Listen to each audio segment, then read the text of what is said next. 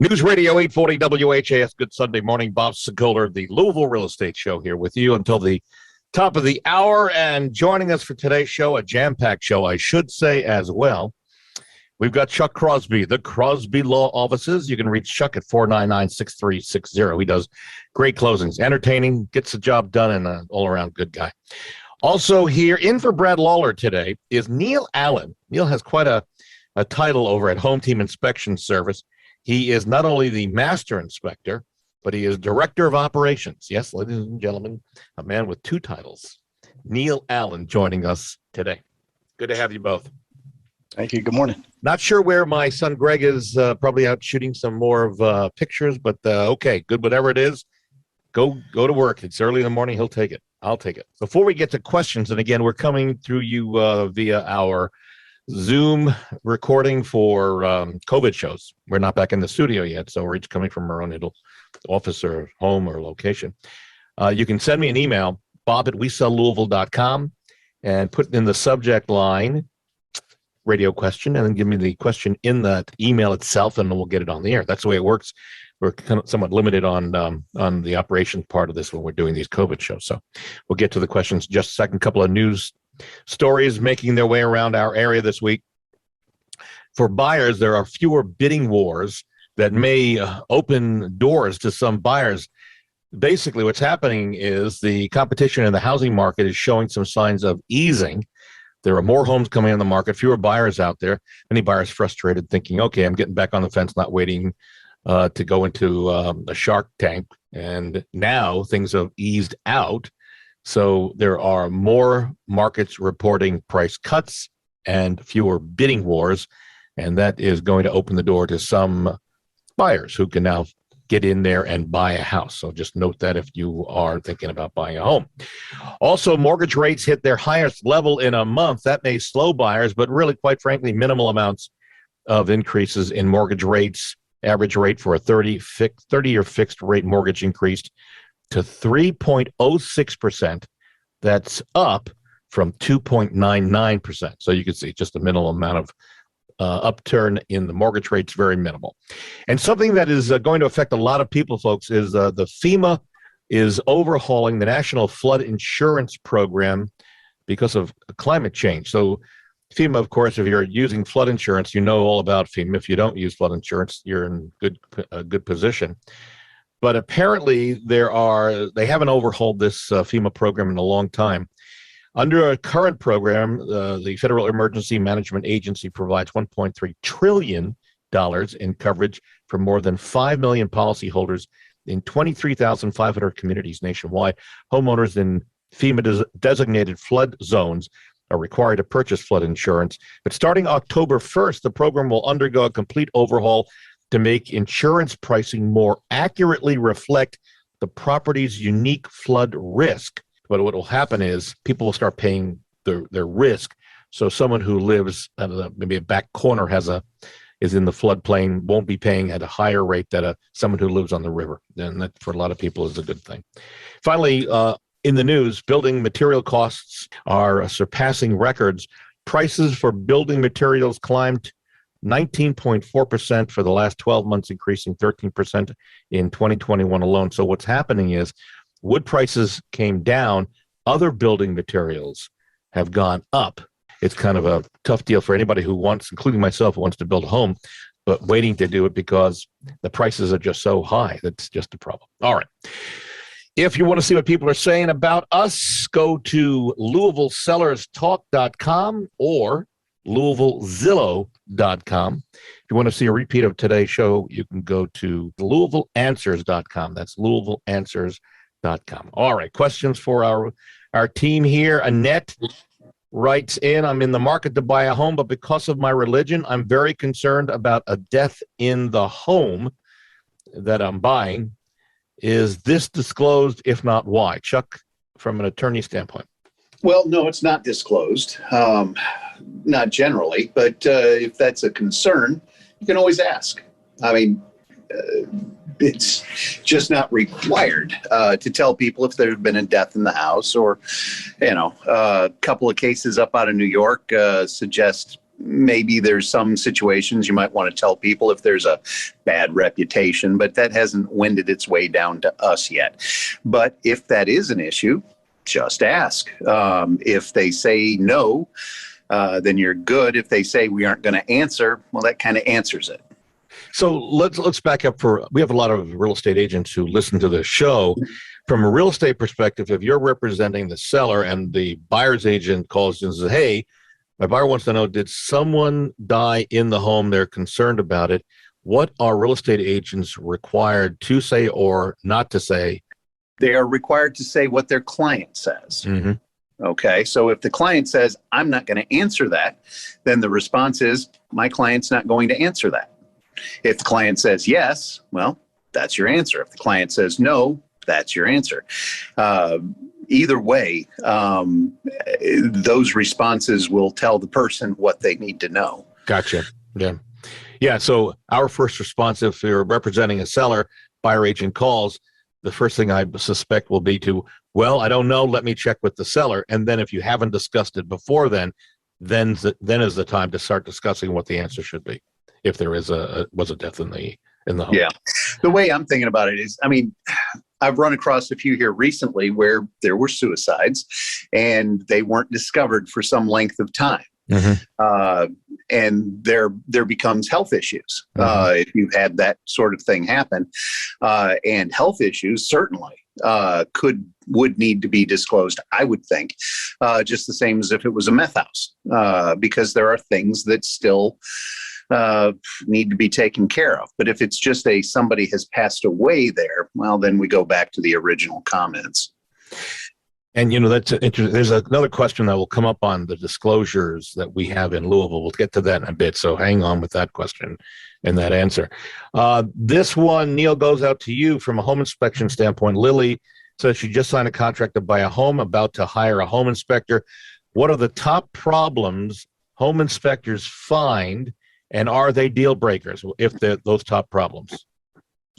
Well, I would say that the deal breaker side of that really needs to be a discussion between the agents, the person representing the seller and the person representing the buyer. That is really outside what a home inspector should be talking about. We are going to be presenting facts that we find.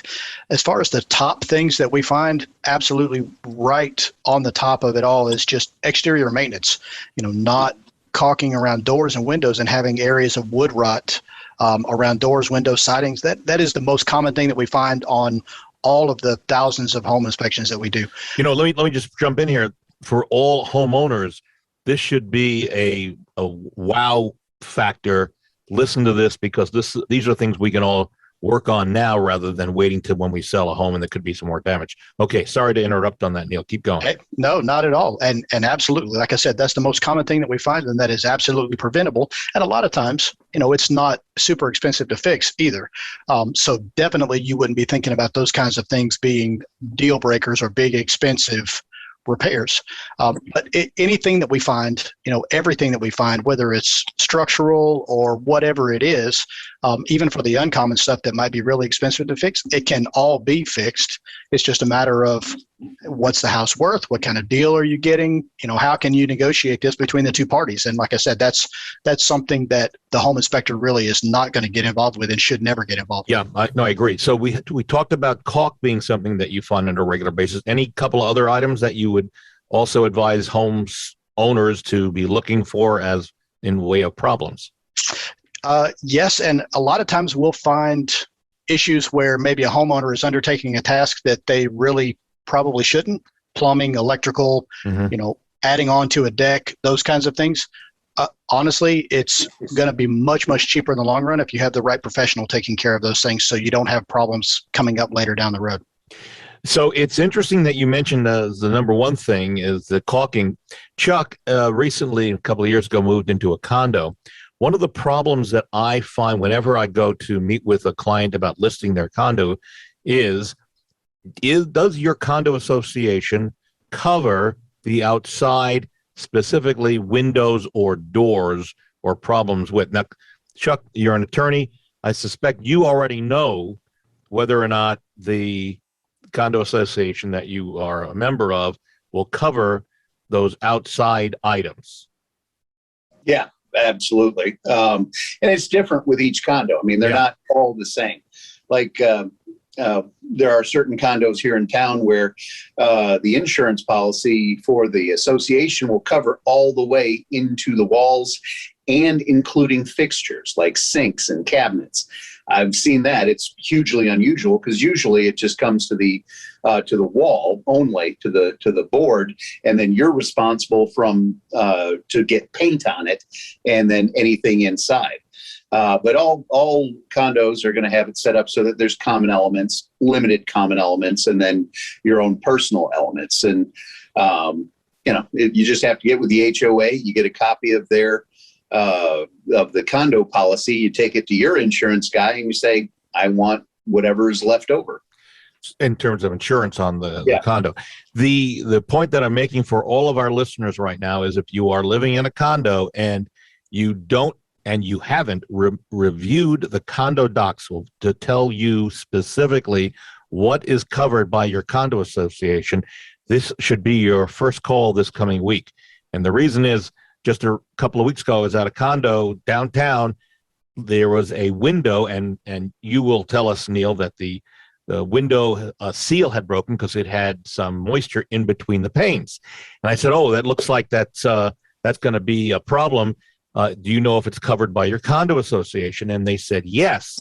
Well, one thing led to another. We ended up calling the condo association, and the response was, "No, we don't cover windows," which was a complete shock to the seller because this one was a palladium type window, costly, very, very costly. So all condo owners listening, or if you have a friend who's a condo owner, please advise them to look at their condo restrictions, regulations, even call board members, what's covered in your condo, what's not. Let's keep moving on.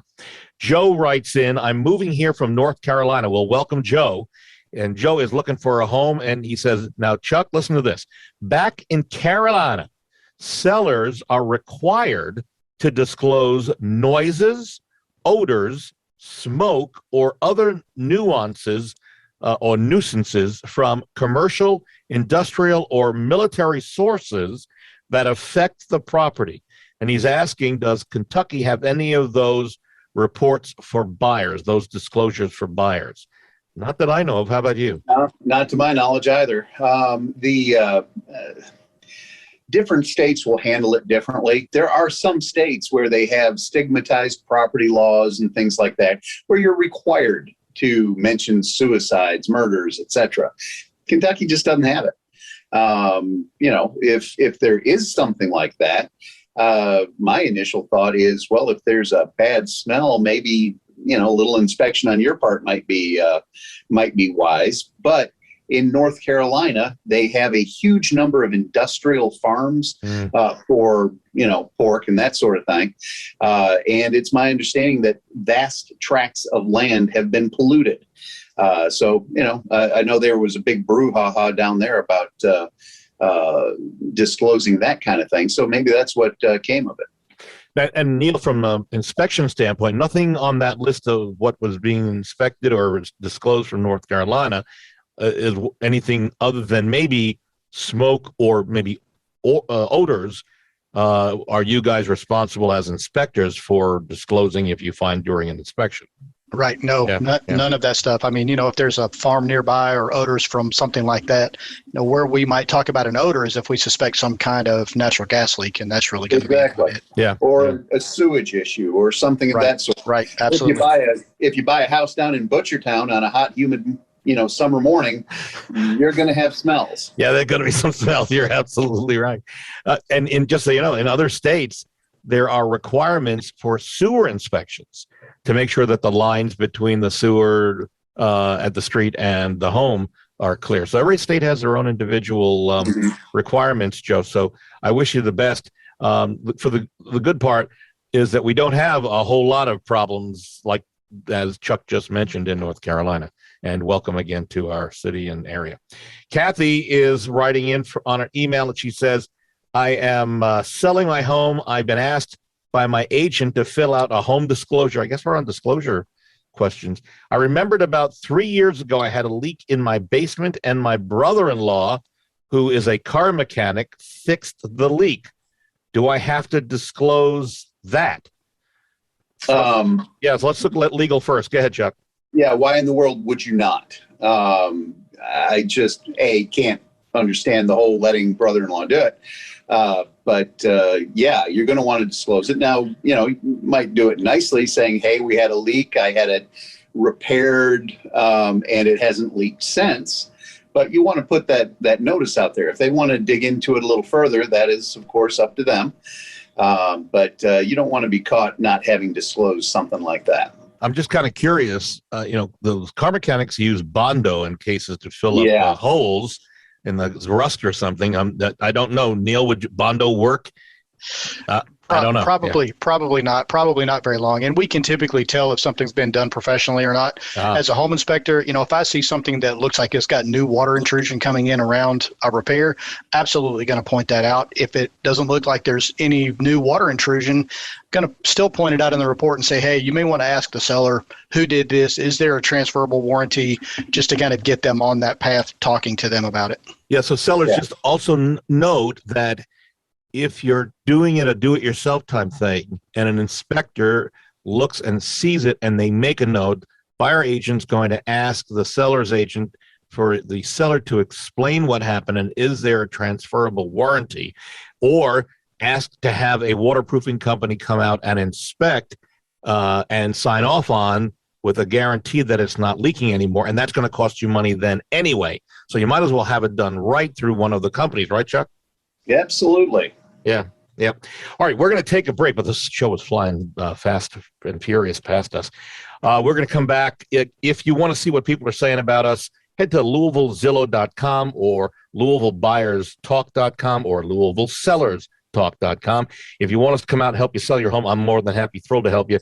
Go to LouisvilleHouseDoctors.com. Yes, we do make visits to you at home at no charge whatsoever. With us here, Chuck Crosby, a great guy, does a great job at the Crosby Law Offices. You can reach him anytime at 499-6360 to set up a closing, and you can pick the closing attorney you want, and Chuck's the guy to do it. And then also in for Brett Lawler is Neil Allen, Master Inspector, Director of Operations at Home Team Inspection Service, and their number over there is 844-411-TEAM. Again, 844-411-TEAM. And you can reach me, Bob Sokoler, anytime on my cell phone, 376-5483. Back in a moment on News Radio 840 WHAS. News Radio 840 WHAS, the Louisville Real Estate Show. I'm Bob Sokoler. Thank you so much, Barbara Corcoran, for your endorsement and friendship. And you can see Barbara on Shark Tank as well as a number of other areas. We're here with you till the top of the hour. With us still Chuck Crosby, the Crosby Law Offices at 499-6360. Neil Allen is in for Brad Lawler over at Home Team Inspection Service. Neil's a Master Inspector and Director of Operations, and you can reach anybody, all the good people over at Home Team Inspection Service at 844-411-TEAM. And you can reach me, Bob Sokoler, anytime to help with getting your home on the market. We've got 10 agents ready to help you as well to buy a home. 376-5483. Again, 376-5483. All right, we go back to the emails coming in. Patrice is writing in. Listen to this. She purchased a condominium recently, found out that after the closing, the seller had, and she's putting this in parentheses, mistakenly forgot, on parentheses, to give her the last 12 months of meeting notes, which just so happened to include discussions of a large assessment coming in for homeowners. Fast forward 3 months, she says, I was assessed $30,000 for property improvements. She says, who and how do I sue? Chuck? Oh, well, first off, I can't give direct legal advice of that sort. Okay, but hypothetically speaking, if there's something going on with an assessment that's going to require $30,000 per resident, that would suggest that there's some sort of damage that has not been disclosed. So, that's the first angle. Second angle is, why did they not ask about that. I mean, usually when we deal with HOAs, we ask if there's any upcoming assessments or if there have recently been any assessments approved. And they're always upfront about that, at least if you ask the HOA. So who was supposed to ask the HOA, and what is it that the seller didn't disclose? Now, you've got a bit of an issue going the other direction, too. If the assessment has not yet been voted in, if it's only discussion, there's no certain, hey, we're doing this, then I don't know that they are necessarily required to tell you anything. But once you get that letter that says, hey, an assessment has been made, you're going to have to start paying on it on thus and such a date, that is something that should be disclosed. That's a very interesting distinction that you made just there, Chuck. Yeah. That just the mere mention of it that would be included possibly in notes doesn't bind the seller to revealing that at the time of sale. It doesn't exactly exist. I mean, I'm on an HOA board, and we talk about a lot of things. We discuss a lot of different things that, never come to fruition. So if there's a vote held that says, yes, we're doing this, well, then at that point, yeah, you really ought to be disclosing that. But if it's just a matter of talk, well, chances are he didn't know about it. Interesting. Because it's just the HOA doing it. Who goes to HOA meetings? Well, you do. Well, I do. But, now that you're on that board, you do.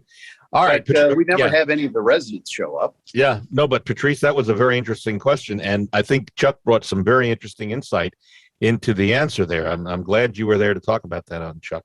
Moving on, Steve says he's about to sell his home, and it's in Old Louisville. And again, Neil, this is going to be for you. Okay. He remembers when he bought the house, he doesn't say how long ago, his inspector told him it had knob and tube wiring. He said he never did anything about it. I don't know if this is the only type of wiring, but he says he never did anything about it. What is it, and why is it dangerous?